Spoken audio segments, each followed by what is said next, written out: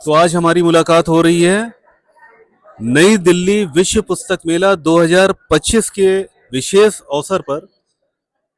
और हम हैं अपने स्टॉल पर, इंक पब्लिकेशन के स्टॉल पर, और हमारे मित्र प्रिय भाई विनीत जी आपका विश्व पुस्तक मेला 2025 में और इंक पब्लिकेशन के स्टॉल पर अपने भाई का ही पब्लिकेशन है।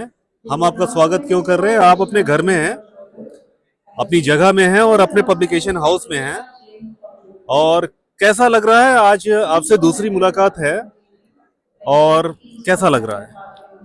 बहुत बढ़िया। इस पुस्तक मेले में मेरी दूसरी मुलाकात है, लेकिन इससे पहले बहुत सारी ढेर सारी हमारी मुलाकातें हो चुकी हैं।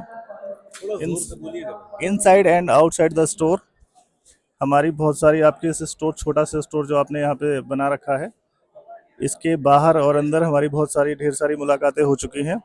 और हम कल भी मिले थे, आज भी मिले हैं। बहुत अच्छा लग रहा है, बहुत मन प्रसन्न हुआ मेरा यहाँ पे आके। आपका बहुत बहुत धन्यवाद।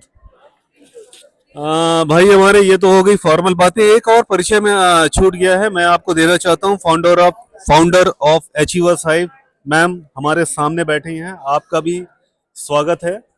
थैंक यू सो और मच। हम सब इंक पब्लिकेशन के परिवार की तरह हम लोग, समझ लीजिए कि ये हमारा पूरा परिवार ही है और परिवार के सदस्य की तरह हम लोग एक दूसरे से मिलते हैं और अच्छा लगता है। और सब अपने हक, अपने दावे के साथ यहाँ पर आते हैं, तो मुझे भी बहुत अच्छा लगता है। इस नई दिल्ली विश्व पुस्तक मेला 2025 आपका यहाँ आना आपको कैसा लगा? और जब आप पहली बार आई थी और जब आप आज आई हैं तो आपको कैसा लगा? मैं 2020 में पहली बार आई थी विश्व पुस्तक मेले में, और इंक पब्लिकेशन के ही साथ मेरी एंट्री यहाँ हुई थी, क्योंकि मैं लेखन की दुनिया में ही आपके साथ जुड़ती हुई आई हूँ यहाँ पर। आपसे ही बहुत कुछ सीखकर मैं यहाँ पर आई हूँ। तो 2020 में मैं पहली बार आई थी, उसके बाद कोरोना का फेज आ गया था। पिछली बार 2023 में हम आए थे और बहुत धूम मचाई थी हमने अपने स्टॉल पर। और इस बार भी ऐसे कुछ इरादा है हमारा। 2024 में तीसरी बार ये विजिट है मेरा, और काफी चीजें मैंने देखी हैं यहाँ पे। जैसे कि सबसे पहली बार जब मैं आई थी तो मुझे याद है लेखक मंच के सामने खड़े होके मैंने कुछ फोटोज खिंचाए थे। मैं उसे देख के बहुत ज्यादा एक्साइटेड हो रही थी। लेकिन अब ऐसा मौका भी और आया, और कल कल ऐसा मौका आया कि कल हमने उस स्टेज को होस्ट किया है। मुझे वो अपॉर्चुनिटी मिली आपकी वजह से, तो थैंक यू सो मच उसके लिए भी। ऐसी कोई वजह नहीं थी और आपको आना ही था। और मैं एक चीज मानता हूं कि जो भी चीजें आज हम यहाँ पे हैं, तो ये होना निश्चित था। बिल्कुल ऐसा होना, इस चीज में मेरा, कह लीजिए आस्था नहीं, मेरा एक विश्वास है। मैंने जो चीज देखा है कि समय, जो जिंदगी है ना, वो आपको कहीं ना कहीं आपको मिला देती है अपने लोगों से। और हम जहां पर जाना चाहते हैं, और अगर हम उस जगह को, उस चीज को अगर हम डिजर्व करते हैं, तो हम वहां पे एक दिन जरूर होते हैं।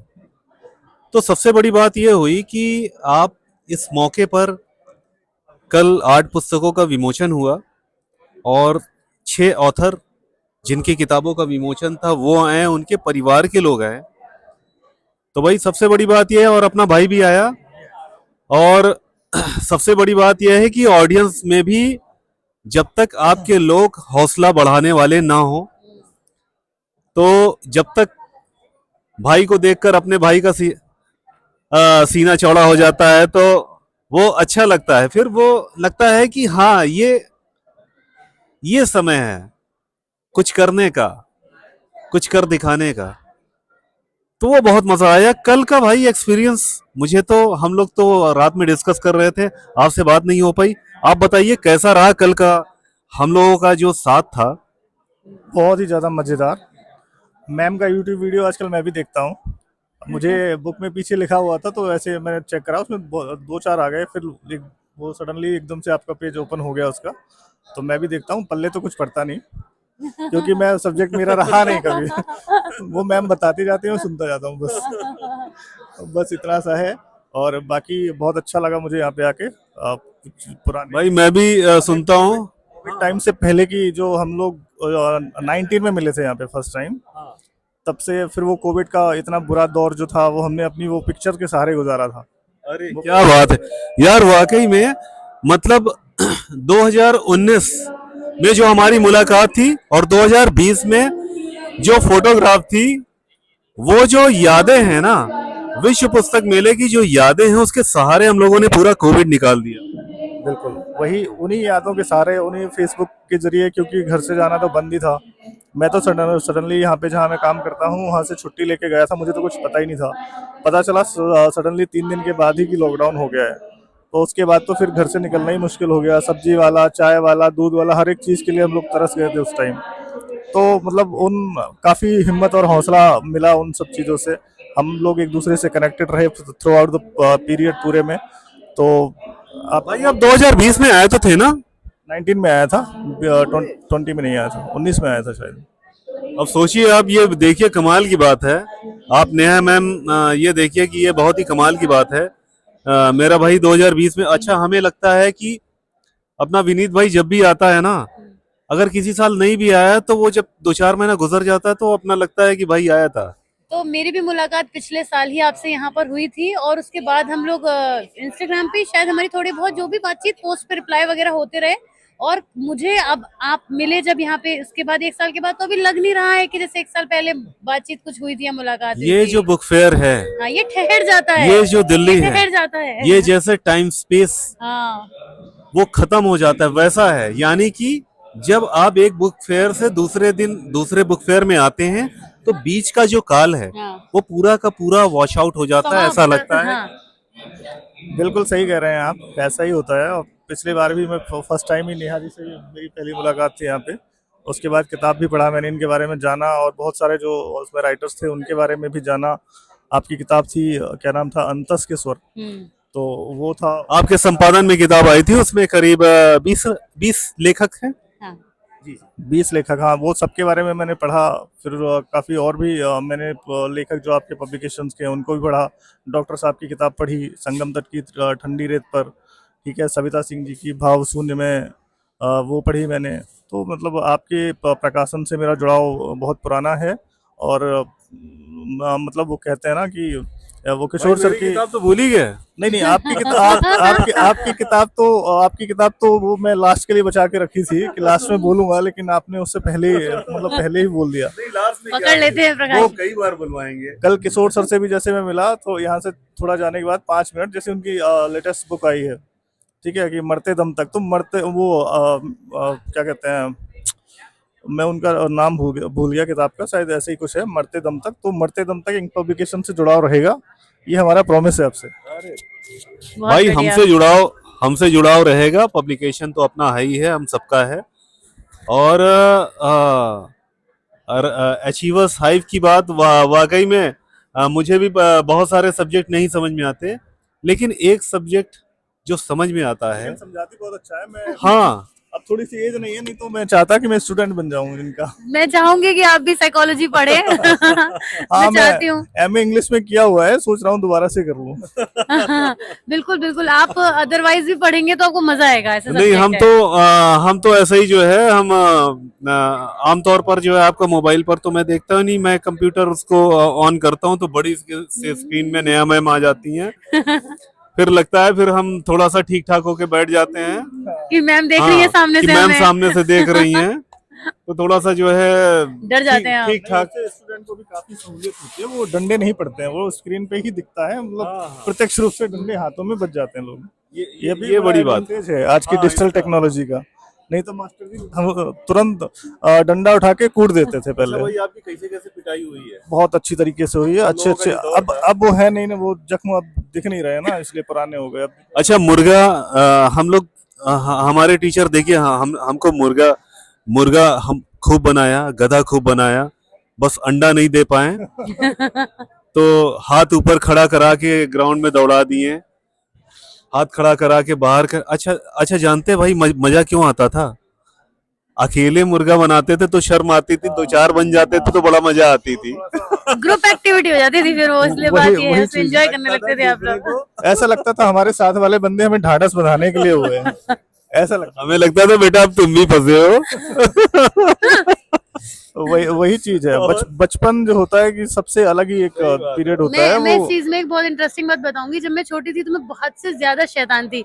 मैं इतनी शैतान थी कि मुझे वो आप अभी भी टीचर्स, शैतान ही दिखती मैं हैं। अभी उतनी शैतान नहीं हूँ लेकिन मैं इतनी शैतानियां करती थी कि मैं अपने टीचर से आए दिन पनिशमेंट मुझे मिलता था। मेरी मम्मी जिस प्राइवेट स्कूल में प्रिंसिपल हुआ करती थी, अगर वो राउंड पे निकलती थी और मैं क्लास के बाहर खड़ी होती थी तो मैं मुंह छुपा लेती थी। अच्छा मतलब मैं, आपकी मम्मी, आप अपनी मम्मी के स्कूल में आप हाँ मैं स्टूडेंट थी, लेकिन मुझे जी बहुत जी ही जी। वैसे ट्रीटमेंट मिलता था कि मेरी खूब डांट लगती थी और पिटाई भी होती थी। उस समय पे मैं सोचा करती थी विनीत जी कि जब मैं टीचर बनूंगी तो बच्चों को इतना मारूंगी, शायद लिटरली मैं मार मार के उन्हें अधमरा कर मैं दूंगी। सही बताऊं, अगर मैं हम लोग इनकी मैं बात से मैं नहीं आप पढ़े। एक बात पूरी करना चाहूंगी यहाँ पे। जी जी जी। मैं ये सोचती थी कि मैं बच्चों को इतना मारूंगी, आज जितनी मेरी पनिशमेंट मुझे मिल रहा है, जितनी पिटाई लग रही है, लेकिन मुझे अपने फील्ड में लगभग 17 साल पूरे होने जा रहे हैं और मुझे किसी बच्चे को छूना नहीं पड़ता। मैं क्लास में छोटे बच्चों को भी हैंडल करती हूँ, बड़े बच्चों को भी पढ़ाती हूँ, पोस्ट ग्रेजुएशन के बच्चे भी हैं, बच्चे तो नहीं होते खैर वो, लेकिन स्टूडेंट मुझसे कभी नहीं पिटे और मुझे उन्हें देख के इतना प्यार आ जाता है, इतना मोह आ जाता है कि छोटे बच्चों को तो मैं बहुत ज्यादा पैम्पर करती मैं हूँ। यहाँ पर जोड़ना चाहूंगा, एक आपका छोटा बच्चा, छोटा स्टूडेंट, मेरा छोटा भाई, वो भैया भैया कहता है आदेश। और वो हम उससे एक बार उसने बताया कि आप जो है, आप बच्चों के साथ खेलने लग जाती हाँ, थी। मैं क्लास में क्रिकेट खेलना शुरू कर देती थी। मैं बच्चों के साथ क्रिकेट, क्योंकि बच्चे बोर हो रहे हैं, कुछ क्या करा जाए। मतलब बच्चों के संग ऐसा एंगेजमेंट बना रहता था। और एक चीज और बताऊंगी मैं आपको कि एक हमारे सर थे, वो कहते थे कि जो टीचर्स होते हैं ना वो कभी बूढ़े नहीं होते, क्योंकि वो हमेशा बच्चों के बीच रहते हैं। तो मेरी तो गारंटी है, आप लोग अपना अपना देख लीजिए, मेरी तो गारंटी है कि मैं कभी बूढ़ी नहीं होने वाली हूँ। नहीं नहीं, मेरा भी पर्पस यही था। अब देखिए, इतनी पिटाई हुई थी। अच्छा, हम लोग थोड़े तगड़े बच्चे थे, हाँ। तो पहले के टीचर क्या थे कि कमजोर बच्चों को कम मारते थे। हम्म। जो तगड़े बच्चे रहते थे उनको देख देख के और गुस्सा आता था और मारते थे। हम्म। तो हम लोगों की पिटाई भी भरपूर होती थी। मतलब हम लोगों ने अपने टीचर के मुक्के तक खाए हैं, पीठ तोड़ देते थे वो। और उसके बाद उनकी पिटाई से इतने भाई मजबूत हो गए थे, क्यों कहते थे इन लोगों को असर नहीं पड़ता है, रोज एक चिकना नई गड़ा डंडी कहते हैं तोड़ उसे, के। चिकना गड़ा। सोचिए। हाँ। ये तो सही बात है बिल्कुल। अब मुझे याद है कि मैं 9वीं क्लास में जब गया तो मुझे कोई नहीं जानता था, और जब 11वीं में गया तो ऐसा कोई था नहीं कि जो कोई जानता ना हो। मतलब 2 सालों में इतना परिवर्तन हो गया। ये क्या ही है। हमारा स्कूल जो है वो शायद 1890 के करीब बना हुआ था, इतना पुराना था। तो उसमें कभी कुछ हुआ ही नहीं। तो फिर बाद में जब हम लोग चले गए तो कुछ और पुराने जो उसमें जो सहपाठी मिले, उन्होंने इतना हौसला बढ़ा दिया कि फिर हर कोई जानने लग गया कि मतलब ये किस तरीके के बंदे हैं। सारा इतना परिवर्तन थोड़ा आ जाता है। वो मास्टरों ने मार मार के इतना कर दिया कि फिर वो एक दिन विद्रोह हो गया, मास्टरों के ही खिलाफ हो गया। तो ये थोड़ी सी और चीजें वैसे भी हम अपने टाइम में बैक बेंचर्स ही थे। और शायद सभी अपना लोग। भाई भी, जिनकी भी नहीं, थोड़ा इनको छोड़ कुटाई। के, इनका हाँ, नहीं, आप तो मैं नहीं। अपनी स्टूडेंट लाइफ में ऐसी थी कि शुरुआत में जब तक टीचर्स मुझे जान नहीं जाते थे तब तो मैं आगे रहती थी। उसके बाद टीचर्स मुझे क्लास में ढूंढते थे, आज नेहा नहीं आई है, नेहा पांडे सबसे पीछे होती थी क्लास में, गायब हो जाती थी मैम। और मतलब मुझे एक बार टीचर्स जान गए, उसके बाद फिर मुझे अपनी शैतानी वाली एक्टिविटीज में इन्वॉल्व होना रहता लेकिन था। आपके विषय में जो मैंने जाना है, भाई आप ये समझ लीजिए कि मैथमेटिक्स से एमए, फिर साइकोलॉजी से एमए, और सोशल साइंस से, एजुकेशन से एजुकेशन से एमए, एमएससी मैथ्स में है। एमएससी मैथ में। नहीं नहीं नहीं नहीं, नहीं सर, वाकई इनको इनको नहीं, धन्य नहीं। है, अरे नहीं नहीं, धन्य है वो आप धरती, लोग शर्मिंदा कर रहे हैं, ऐसा कुछ नहीं धन्य है। है वो धरती जिसने, नहीं, जहां पर आपने जन्म लिया। नहीं नहीं, ऐसा नहीं है। एक्चुअली टीचिंग की फील्ड में, एजुकेशन की फील्ड में लोग काफी पढ़ते हैं। जिन लोगों को पढ़ने का शौक रहता है तो बहुत बहुत पढ़ते हैं। मेरी तो फिर भी थोड़ा सा पढ़ाई अपनी वर्क की और वजह से, जॉब की वजह से और थोड़ा सा। वाकई मतलब 17 साल। हाँ, 17 साल होने वाले हैं। मुझे पढ़ने में ऐसे नींद नहीं आती, लेकिन कोर्स की किताबें, ये हाँ, कोर्स की किताबें बता, उन्हीं की बात कर रहा हूँ मैं। मैं सो जाता था। आप वही लोग मेरी प्रॉब्लम टीचर के साथ बैठे। हमारे टीचर कहते थे जाओ मुंह धो के आओ। मुझे पढ़ाते थे, ऐसे मुंह ऐसे खुलता था, कहते जाओ, तुमको समझ में तो आ नहीं रहा है, जाओ मुंह धो के आओ। नहीं, 17 साल बहुत बेमिसाल रहे मैडम के। 17 साल में मतलब एक युवा हो जाता है, 18 साल में युवा, 1 साल बाद वोट डालने वाला हो मतलब- जाता है बंदा।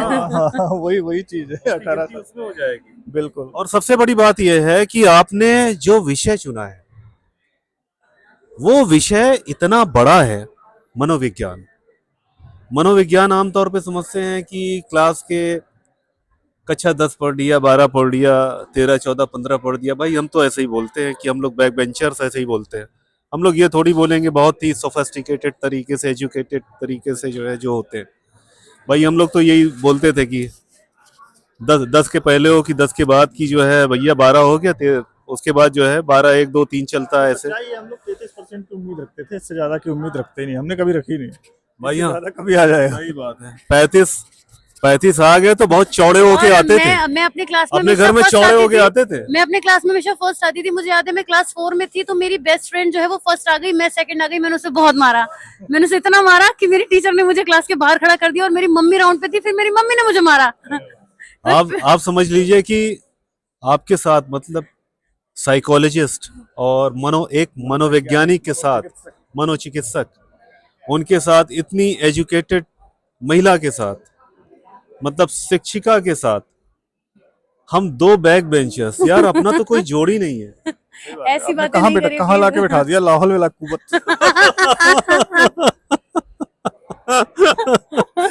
वाकई में मैं अपने आप को कितना, मतलब मुझे यहाँ से उठना है ऐसा मैं लग रहा कितना है। गर्व महसूस कर रहा हूँ, मुझे कितना प्राउड फील हो रहा है कि आज मैं उस जगह पर हूँ जो मेरे टीचर नहीं समझते। अगर वो इस वीडियो को वो देखेंगे तो वो शर्मिंदगी से जो है, क्या बताएं, मैं नहीं कहना चाहता सम्मान है आपके भी, हमारे सबके कि लिए, मतलब ऐसा कुछ नहीं। हमारे टीचर इनसे बड़े टीचर नहीं थे। नहीं नहीं हमारे टीचर जिन्होंने हमें पढ़ाया वो इतनी क्वालिफिकेशन उनकी भी नहीं थी। नहीं, ये पर अगर टीचर हमारी तो टीचर टीचर होते और हैं। आप बुरा मानते तो मान जाइए, अब सामने बैठे हैं हम तो मैम की तारीफ ये अगर करेंगे हमारी भाई। टीचर होती तो या तो हम स्कूल से बाहर होते या टॉपर ही हो जाते, दो में से एक ही होते, हम बीच के नहीं रहते। नहीं, मेरे क्लास में बच्चा बाहर नहीं जा सकता, जैसे मैंने आपको बताया। नहीं, बाहर तो आदमी, उसके मेरे हाँ, बच्चे के पास सीखने के सिवा कोई ऑप्शन ही नहीं आप है, अभी उसको भी सीखना ही क्लास लेंगी पड़ेगा। तो हम लोग तो बाहर नहीं जाएंगे। अब तो थोड़ा ज्यादा। और एक गंभीर, हाँ तो भाई ऐसे ही बात करते हैं ना हम लोग तो भाई, बैक बेंचर्स और क्या बात करेंगे जो है। मेरे साथ तो थोड़ा किसी की रिस्पेक्ट तो हम लोग करते नहीं थे पहले भी जो है, सबकी मिमिक्री करते थे।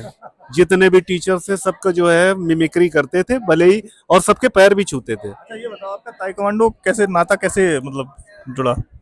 ताइक्वांडो भाई ऐसे हुआ कि हमने बचपन में 6-7 साल की उम्र रही होगी और जैकी चैन की एक मूवी ब्रूस ली की देखना चाहते थे। एक बगल में, हमारे पास तो टीवी वीडियो कुछ था ही नहीं, वो एक कैसेट लाए हुए थे और वो जैकी चैन की मूवी थी पड़ोस में। और जैकी चैन ने दोनों पैर हवा में चेस्ट पे मारा था और मैं उसका फैन हो गया था कि यार ये इसके लिए। और हम जब गए तो ये था कि हम ढूंढ रहे थे जूडो कराटे कौन सिखाता है। उस समय हमको ये भी नहीं पता था जूडो अलग होता है, कराटे अलग होता है, ताइक्वांडो अलग होता है। जब मैं हमारे अपने सर रविंद्र सोनकर सर, हमारे कोच, हमारे जो ताइक्वांडो के जो कोच है, जहां पर मैं पहली बार गया, इत्तेफाक से गया, कोई सोच कर नहीं गया। आजकल के बच्चे, आजकल के पेरेंट्स जो है हर चीज को सोच कर सर्च करके जाते हैं। हम लोगों के पास ऐसा कुछ था नहीं। आप ये समझ लीजिए भाई कि 2-2 साल, 3-3 साल सीखने के बाद पता चलता था कि इस कोच के पास एफिलिएशन नहीं है। तो वो जमाना था, हमारे पास कोई ऐसा डेटा नहीं होता था। इत्तेफाक से हम बहुत सही गुरु के पास गए और जो सोनकर सर, रविंद्र सोनकर सर थे, वो इलाहाबाद में ताइक्वांडो की शुरुआत करने वाले थे रोटरी क्लब में। मेरे नॉवेल में उनके बारे में भी छोटा सा है 2 लाइन में। तो वो जब गुरु मिले हमें, असल में हमें वैसा गुरु चाहिए था, एकेडमिक वाले वैसे। असल में हम एकेडमिक के लायक भी तो नहीं थे। सही बात जो मैं कहना चाहूंगा कि भाई हम लोग एकेडमिक के लायक भी नहीं थे। आज भी हम लोग प्रयास करें तो हम लोग ABC कितने ग्रेड होते हैं मैम? 26 अल्फाबेट्स होते हैं। नहीं, ग्रेड ABC मैंने कहा 26 अल्फाबेट होते हैं, मुझे लगा शायद कितने ग्रेड होते हैं? ABC ग्रेड होते हैं ना। हाँ, ग्रेड C से भी नीचे होता है। होता है। वो 5 पॉइंट ग्रेड होता है, 6 पॉइंट, अब अलग, अब चीजें बदल सबसे गई नीचे हैं। वाला क्या होता सबसे है? नीचे आप मान लीजिए ई होता है, सबसे नीचे ई अरे मान मैं लीजिए। उसके भी नीचे था। वो तो हाँ कह सकते हैं, अब दर्शक हैं, अब दर्शक हैं, एक नया ग्रेड बना दिया। तो भाई हम लोग तो एफ वाले थे, तो मतलब वो जो स्पोर्ट्स ने, जो ताइक्वांडो ने जो दिया है, और मैं वही सीखने गया था। और पहली बार में, और ले गया था हमारा एक दोस्त था मनोज, वो हमको ले गया था, हमारा एडमिशन करा दिया था। घर वालों को पता नहीं भाई साहब, 2.5 साल बाद घर वालों को पता चला कि मैं ताइक्वांडो जाता हूँ, ये मारपीट वाला खेल खेलता हूँ। सब पैर ऐर ऐसे लाल रहता था, नीले काले निशान रहते थे। घर में पूछते थे क्या हुआ, बस लड़ जाते हैं। वो ईंटें ठोकर मार रहे थे, पैर टकरा गया, तो ये हालत रहती थी। और फिर उसके बाद जब फिर वो चीज जो हमें मिली, फिर वहां से जो चेंज हुआ, पूरी पर्सनालिटी, आप ये कह लीजिए, मैं आज जहां पर हूं लॉकडाउन में, सारी चीजें वो मैं मार्शल आर्ट ताइक्वांडो की वजह से ही हूँ। क्योंकि एकेडमिक करियर हमारा जो है बहुत अच्छा रहा नहीं, 12वीं कक्षा से आगे मैं पढ़ नहीं पाए, ये बात और है। 6-7 किताबें लिख दी, बड़ी बड़ी नॉवेल लिख डाली हमने, इतनी किताबों का करीब 300-400 टाइटल हमने जो है पब्लिश कर डाले। कितनी ही किताबों पे हमने एडिटिंग कर डाले, बड़े बड़े ऑथर्स की हमने जो है वो किताबों पर जो है कलम चला डाले उस पे। वहां से जो डिसिप्लिन मिली, जो सेल्फ डिसिप्लिन की आदत पड़ी, वो सबसे था। और जो हमारे फैमिली का सिस्टम था, स्कूल से मैंने ये सीखा, हाँ शिक्षक का भी एक रोल होता है, लेकिन वो पता नहीं क्यों वो रोल मेरे ऊपर काम ही नहीं करता था। मेरे मेरे जैसे होता है ना कि आदमी बना कुछ और के लिए होता है, मुझे कोई ऐसा आदमी नहीं चाहिए जो नंबर के लिए पढ़ाए। इसीलिए मैं मैम का देखता हूं, क्योंकि वहां पे भाई फेल होने का चक्कर ही नहीं है, इसलिए मैं आपको सुनता हूं। और सबसे बड़ी बात यह है कि जो चीजें समझ में नहीं आती, मैं ऑफ कर देता हूं। कोई बाध्यता नहीं है कि तो मुझे पढ़ना ही पढ़ना हाँ, है। मतलब डंडा लेके मैम खड़ी नहीं, नहीं आज तो मैं ये पढ़ाऊंगी पढ़ाऊंगी, बेटा जाओगे कहाँ तुमका। तो ये बात है सबसे बड़ी चीज। और जो चीज मुझे अच्छी लगती है, क्योंकि मनोविज्ञान एक ऐसा विषय है, हाँ जहां पर हम थोड़ा सा वो अलग हो गए थे। मनोविज्ञान एक ऐसा विषय है, फिर थोड़ा सा गंभीर हो जाते हैं। आपको एक बैक बेंचर्स बता रहा है, जो आपके पूरे जीवन भर चलता है। ये इसका ना आदि है ना अंत है, अनंत है, करेक्ट। महासागर है। और हम जितना मनोविज्ञान को जानते हैं, वो सागर की एक बूंद बराबर है। और एक चीज, मनोविज्ञान जब हम कहते हैं तो लगता है कि अरे ये तो बहुत ही एजुकेटेड लोग पढ़ सकते हैं, ऐसा बिल्कुल भी नहीं है। एक आदमी जो अनपढ़ है, जो ठेला चला रहा है, बोझा उठा रहा है, आजकल इसका बहुत सारा गलत मतलब निकलता है, लेकिन मैं कह रहा हूं जो घास काट रहा है, ठेला चला रहा है, या फिर जो है रिक्शा चला रहा है, या फिर जो है चाय का ग्लास धो रहा है, वो आदमी भी मनोविज्ञान की पढ़ाई कर सकता है, मनोविज्ञान से बहुत कुछ सीख सकता है, मनोविज्ञान की पढ़ाई से बहुत कुछ जान सकता है। ये एक ऐसा विषय है जो अपने आप में एक संसार है, जो हमारे पूरे। और जब हम मनोविज्ञान के बारे में एक चीज जो मैंने देखी है कि हम हमेशा पश्चिम से लेते हैं, हम उन्हीं की चीजों को मानते हैं।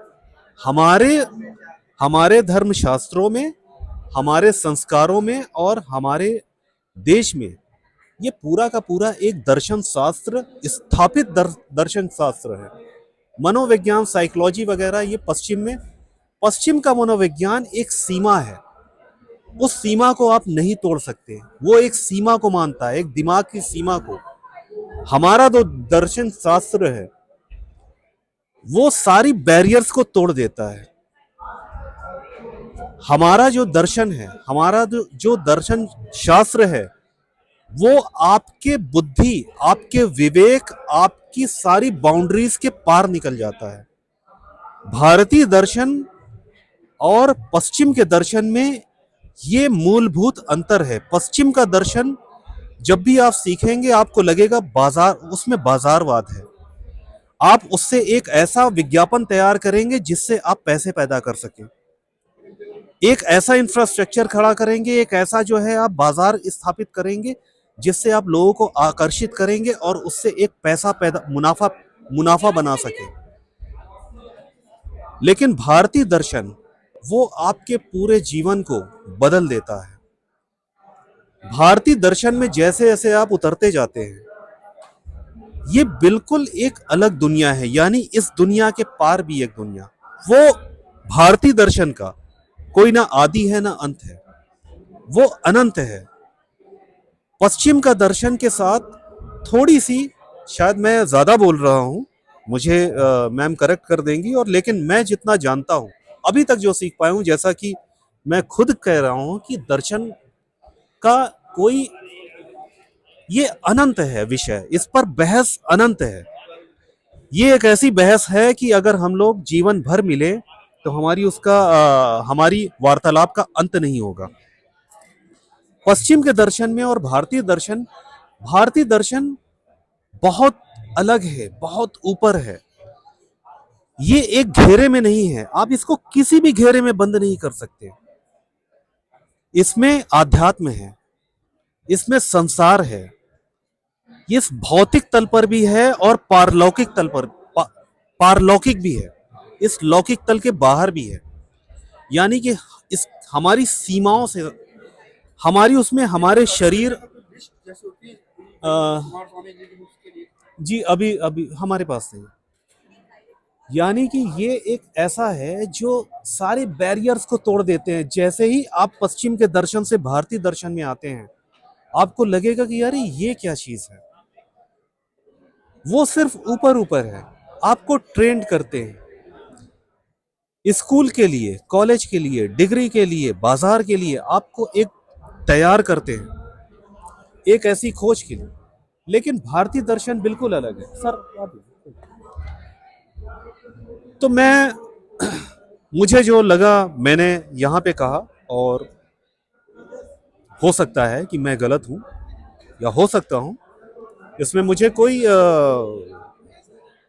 किसी तरह का मुझे कोई ये मानने में बिल्कुल ज़रा सा भी मुझे कोई वो भी नहीं होगा। और लेकिन मैं ऐसा मानता हूँ, और ये चीज़ जो मैंने अपने अध्ययन से पाया है उसके बारे में।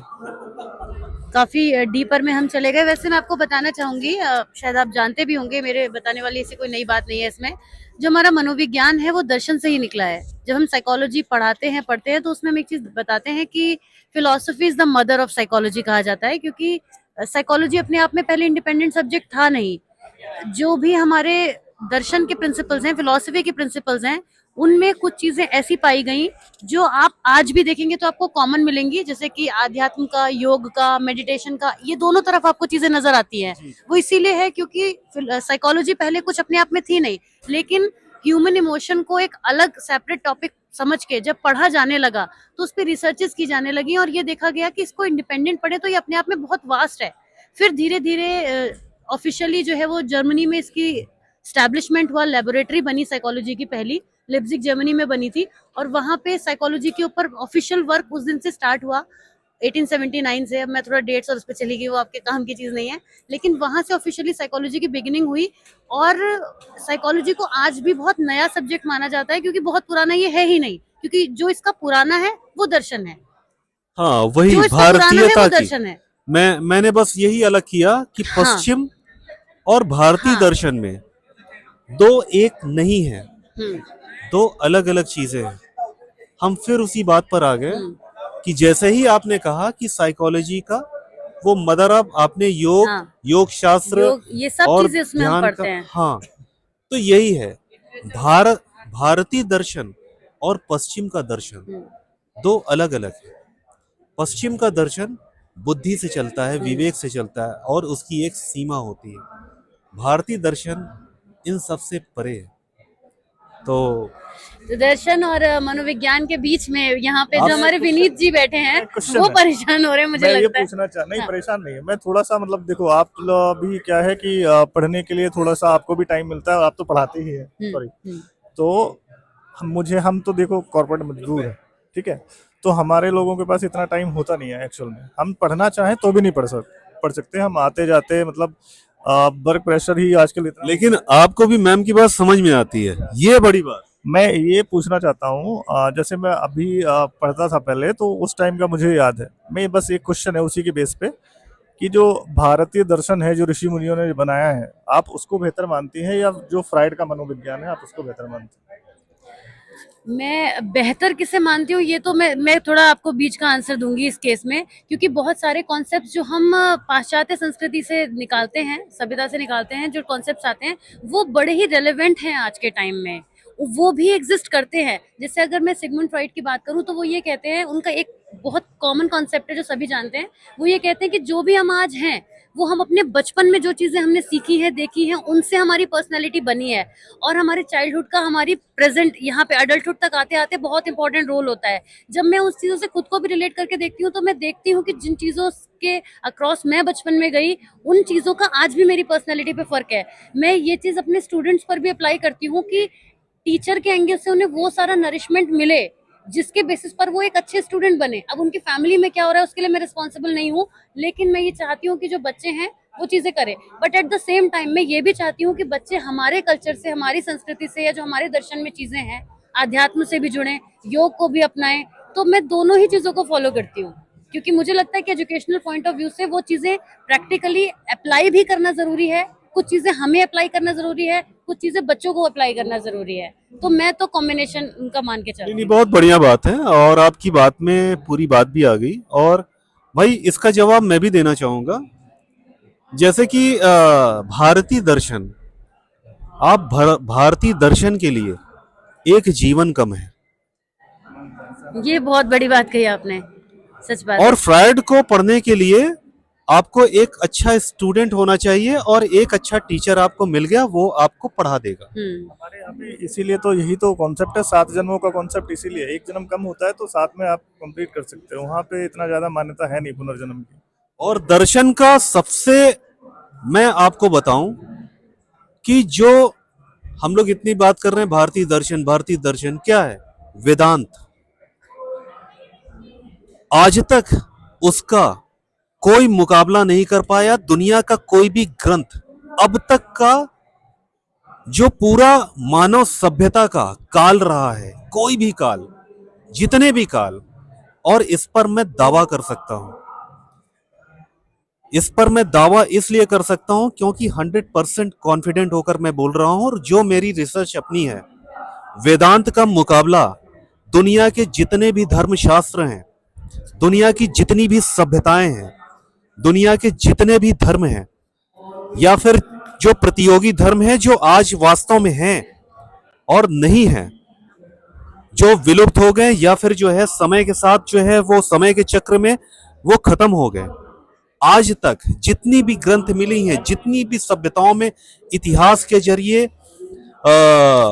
आपको कह लीजिए आर्कियोलॉजिकल सर्वे के जरिए जितनी भी चीजें, जितनी भी सामग्री, जितने भी विषय मिले हैं, वेदांत एकमात्र ऐसा है जिसका कोई मुकाबला नहीं है सारे संसार में और सारे काल में, सारे युगों में, सारी मानव सभ्यता में, हर एक किसी भी इस सभ्यता के किसी भी भूभाग पर मैं बहुत बड़ा दावा कर रहा हूं, और कोई जो चैलेंज करना चाहता है वो करके दिखा दे, मैं मान लूंगा। नहीं, आप सही कह रहे हैं, मेरा भी यही विचार है, मैं आपके विचारों से पूरी तरह सहमत हूँ। बाकी नेहा जी बताएंगे।